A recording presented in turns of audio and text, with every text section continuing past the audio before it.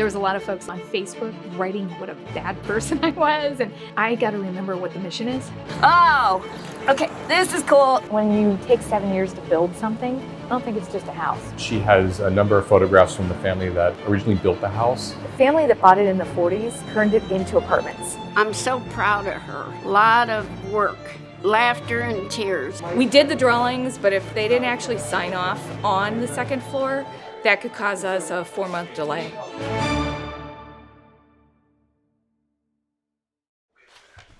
Take a look, see if you got it. I need to come get it for you. Okay? Thank you. Yeah, they totally messed up. Okay. Where's the original set? This was the original set. This is? Yeah, that's a That got stamped signed? copy. And it doesn't At the have the city. second floor? No, that's what I'm just totally amazed. We don't have any permitting for the second floor, which is where the majority of the work is. Even though we submitted it 6 months ago, it took 4 months to get that permit for that set. That is really weird because we submitted the second floor. I would say, yes. Hopefully it's just when they took the package apart and then they copied all of them, that they put it back together wrong. So that's the hope. Oh. Did they put it back together? You're 100%. So they unbound this, Yes. then they copied Yes. them. Oh God, thank you. Yes. Jeez. That was, I started, you can see I'm breathing heavy on that Let one. me check the third set. We'll see, you know. You can't worry about what you can't control. If I've learned anything through this whole process, I think God has a way of making a way. There's a story in the Bible that talks about the Israelites going out to war, and they have all these guys, and God goes, no, I don't want you to take all of them. I want you to take just a small amount. And they're like, wait a second. And he's like, no, I don't want to give you any reason years later to think that you did this.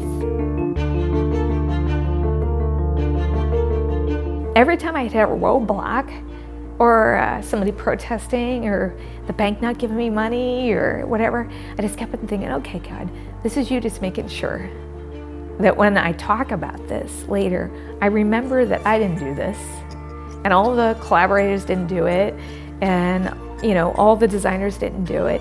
This was a bigger than us thing. This was a you thing.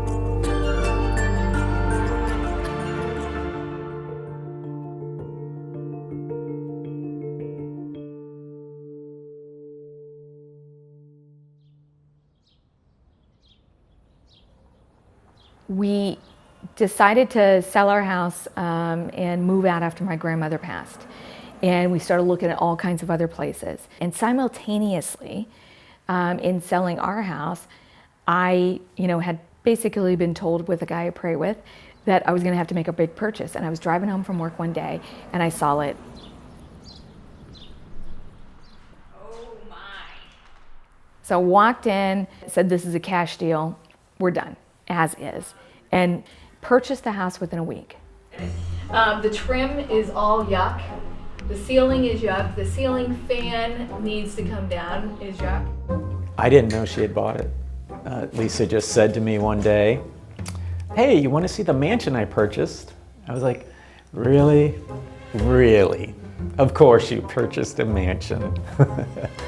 It might have been a week or 2 weeks or something like that. Then I talked to my husband about it. I said, okay, we're moving into this house. And he's just like, okay. He basically, 31 years of marriage, 41 years together, that's what you do. You go, okay, with your wife, if you want to stay married, I guess. I wasn't clear as to what her vision was. I'm still not. The house is old and it's fallen into disrepair. People kind of got into it and then kind of got overwhelmed. So I first saw the mansion on video. It was in pieces. There were holes in every wall. The board and batten materials were hanging and torn. Holes in the walls, plumbing coming out, electrical work that was dated back years and years and years. When I saw it, it was tumbling down. And I looked at her, I said, oh my God, what are you thinking? Peeling paint and cobwebs everywhere, the dust and grime. So much work that as soon as I saw it, it was like work everywhere. The blessing of buying something when you don't know what to do with it and you don't know where you're supposed to go is that you really get to just sit with the house and say, what should this area be? How should people interact? How would be the best? And I lived here for 6 months. I ruminated for 6 months. And in that period of time, I realized that I wanted to make this in a showplace for everyone and everywhere. Basically, it was getting out to the world the message of how they can live, with freedom instead of fear, how they can have technology to age in place, bringing families together and restoring things, whether it's a house or a body, to the best that it can be. So how do you do that? Well, you make it Airbnb. You allow other collaborators to come in and other vendors. But basically, you open your doors up. I still intend to move back into the house and Airbnb it as well. And part of the reason why I intend to do that is I think I'm going to find certain things that maybe don't work as well as I thought they did. And you can only really find that by living in it. All right, guys, here's what we want to do. So we're going to start by pulling this carpet out. We're going to get screw guns, start pulling these cabinets down. There's an old saying, out with the old. That was the first thing. You get rid of all the old stuff. You demo all the walls and areas that are going to change first, and you pretty much go from there. The rule of thumb here is if we don't know, we come to Big Mike. If we tear the wrong thing out, we wind up in a headlock with Big Mike. We understand each other?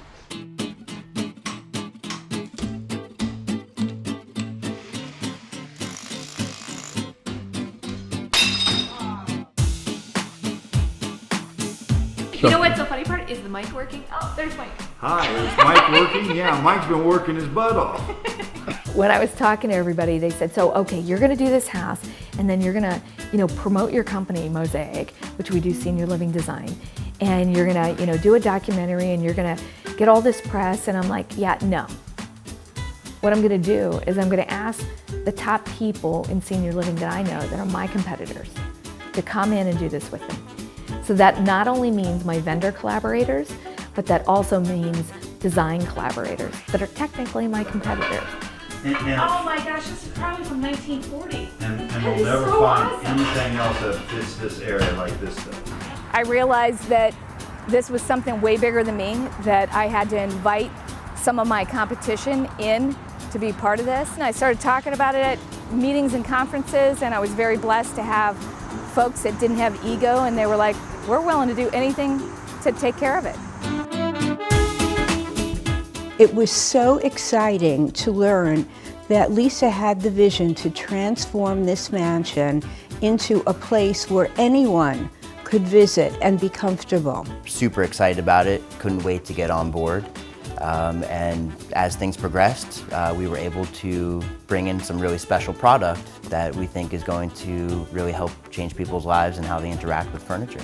We've seen people age in place throughout the years. I've seen my own family age in place, and we're able to take that technical background from plumbing and really allow us to help create environments like this. The mansion project's awesome. I mean, showcasing technology for the future of senior living, because we have 10,000 people turning 65 every single day. I'm excited. I see the building. It's got so much potential, and Lisa's design and innovation, experience and expertise, perfect for this kind of building. Things have come together very quickly. So it's a beautiful project. We're really happy to be involved in it. The people that Lisa has gotten together for this project, the manufacturers, the designers, I think are all in this for the right reason, to progress the industry and to push the industry a little bit on technology, on innovation. I think this living laboratory is going to be something that's going to be absolutely spectacular. When you create that relationship with vendors who want to donate their products, their time, their expertise, along with the designers who are contributing the very same, it's a win-win for everyone. I believe we're going to impact the world bigger because we're all working together, instead of let me hold this just really tight and just do it by myself and be able to take all the credit for this. Right now it's February. I think by the end of April we'll be finished, or beginning of May. We're putting flooring in right now, we're painting right now, we're doing some of the fun stuff right now. Showing us, like real time, how the guys are moving on the floor, which I think is pretty cool. So I love all the technology. We have smart flooring that can actually turn on the lights for you. It can notify you, like if my mom and dad are staying here, hey, mom got up 5 times in the middle of the night and she normally gets up 3. we might want to look into maybe her medications are off. I love the contrast between this really kind of medieval light fixture and the technology. Yeah. Like that just is everything this house is about. I think a lot of times people think seniors and technology do not go hand in hand. But we have to remember a lot of our seniors have experienced way more technology in their life than a millennial. They went from the horse and cart to the car, to air travel, from the telegraph to the telephone, from the radio to the TV, to cell phones, to autonomous cars driving themselves. And they've pretty much done it seamlessly. And we act like they don't understand technology. And they understand it more than we do. They just don't have all the biases. So when their remote looks like their cell phone and something rings and they pick up the remote, they're just not biased like we are to say, oh no, only a cell phone can do that. So they're really actually a lot better at rolling with the punches. It's just a little bit more about how do we make it simple for them to use? How do you make it more automatic instead of having to read an instruction manual or having grown up with it?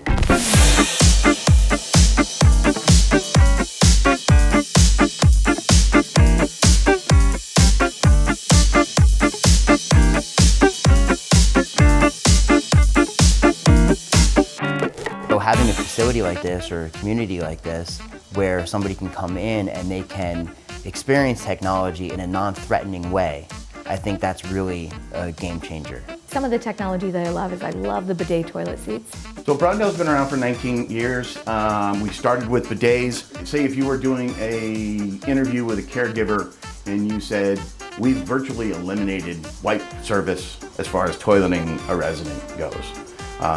It's kind of a game changer. I love the height adjustable cabinets, countertops, sinks, toilets. She used some things in the bathrooms that I'd never seen before. One of them, a commode that raises and lowers with the remote control, so anyone can use it. I can write it down to the appropriate height. This is something that could replace having to have help. In my own house, I can't reach the cabinets. So Lisa's cabinets will come down and meet me where I am, so I can finally cook. This is my height adjustable cutting counter. I think anything that is height adjustable is good for a kid. It's good for someone in a wheelchair. It's good for somebody short, somebody tall, somebody with any kind of like shoulder problems or whatnot. So it's good for everyone. The whole point is that you have a slide rail that's in a shower that actually is a grab bar, but it doesn't make you feel old. We're all about integration of technology into the furniture. Furniture's not going anywhere. You're always going to need a place to sit. You're going to need a place to lay. For the furniture, this will hold a walker. And some of the chair details will flip open to be able to clean them, but everything is seat appropriate from the height standpoint for a senior to be able to get up and out easily.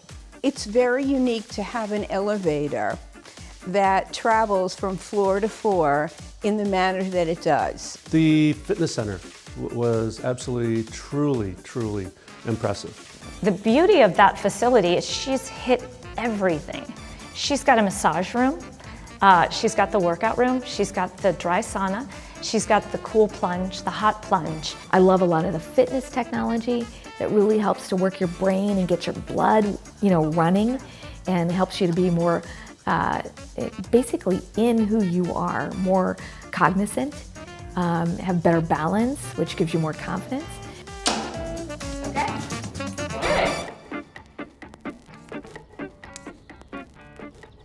Part of my evil plan was, how do you make it so pretty that somebody like Architectural Digest or some of the biggest home or design magazines would shoot this or publish it and just publish it on its own and let it stand on its own. And then be able to say to them later, by the way, it's age friendly. So that was kind of always part of my little evil plan, was how do I make it so beautiful that people see the beauty in it and the function is in the background.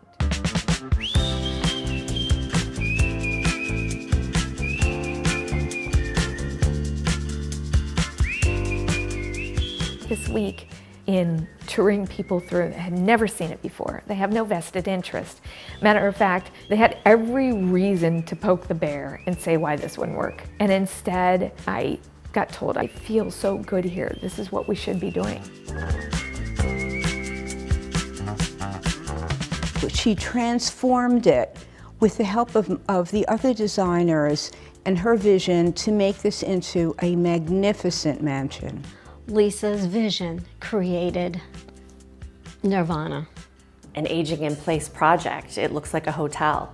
It looks glamorous and it looks just aesthetically very pleasing. I've kind of watched this over the last year turn into an absolute gem. And as you guys can see now, it's really turned into something that's very special. I've never seen anything like this before. It is absolutely fantastic and amazing. I think it's going to really change the way the process of people are looking at aging facilities.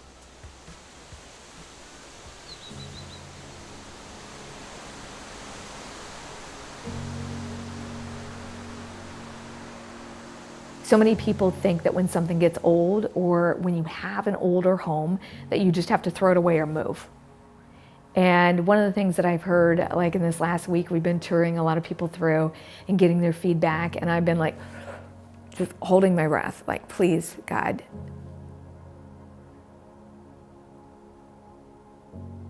Sorry. Do what you promised. Open people's eyes. Turn on the lights. Show them that it can be done a different way. You don't have to rip people out of their homes. People came through here and said they felt like it felt home. And yet supportive.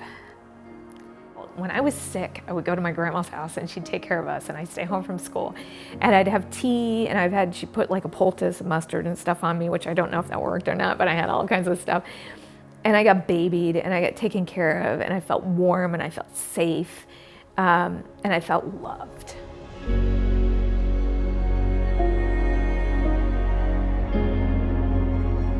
I just wanted this house to be that for people and show them there was a better way.